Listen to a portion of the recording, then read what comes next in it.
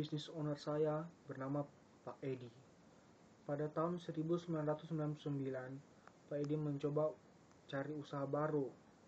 Pak Edi mencari usaha di Surabaya. Basic Pak Edi lulusan accounting.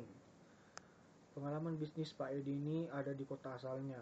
Di Surabaya, Pak Edi mencari pekerjaan baru dengan menjual bahan pokok. Pak Edi lalu mencari tambahan satu orang bagian umum. Setahun berjalan, hasil belum terlihat. Kemudian Pak Edi ini ditawarkan menjalankan produk printer laser Brother. Pak Edi berkata, ketika berada di Surabaya, kota metropolitan, apakah harus bisnis yang sama?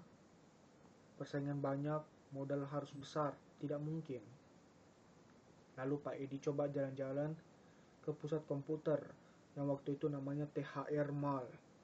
Waktu itu toko di THR sekitar 100 toko. Mau coba jualan komputer, tidak punya pengalaman, modal juga tidak banyak. Tapi berhubung ada adik Pak Edi yang awalnya sudah bekerja di bidang komputer dan mau disupport, akhirnya Pak Edi mencoba memberanikan diri menyewakan tempat, sedangkan modal barang-barang ini dibantu oleh teman dan adiknya Pak Edi ini. Berhubung waktu itu Pak Edi tidak punya pengalaman sama sekali, adiknya memberi satu orang marketing dan satu orang teknisi yang paham komputer. Usahanya berjalan pelan, tapi terlihat bisa berjalan dengan baik karena mendapat support dari adiknya dan marketing serta teknisi yang berpengalaman. Karena kesukaan Pak Edi ini dari awal adalah bidang cetak mencetak, dia merasa printer laser ini sangat cocok dengan hobinya.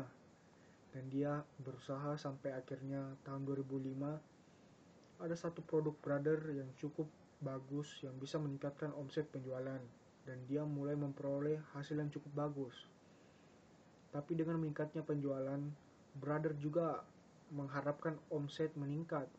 Akhirnya tidak ada kecocokan dan pada tahun 2007 dia lepas untuk tidak pegang produk tersebut dan mencoba cari di produk lain dan akhirnya ketemu dengan Samsung Laser yang penjualannya cukup bagus. Tahun 2008 tiba-tiba ada distributor besar dari Jakarta menawarkannya untuk menjalankan Fuji Xerox Laser. Dan dia disupport penuh dalam segala hal dan dia mulai mencoba. Tahun 2009, omsetnya mulai terus meningkat sampai ada distributor yang awalnya menolak Pak Edi ini akhirnya melihat kembali Pak Edi karena kemampuannya ia memperoleh penghargaan serta apresiasi dari Fuji Xerox Singapura.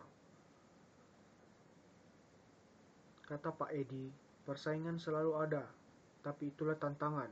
Cintalah produk yang kamu pasarkan. Dengan demikian, kamu bisa menjalankan dan memasarkan produk dengan sepenuh hati.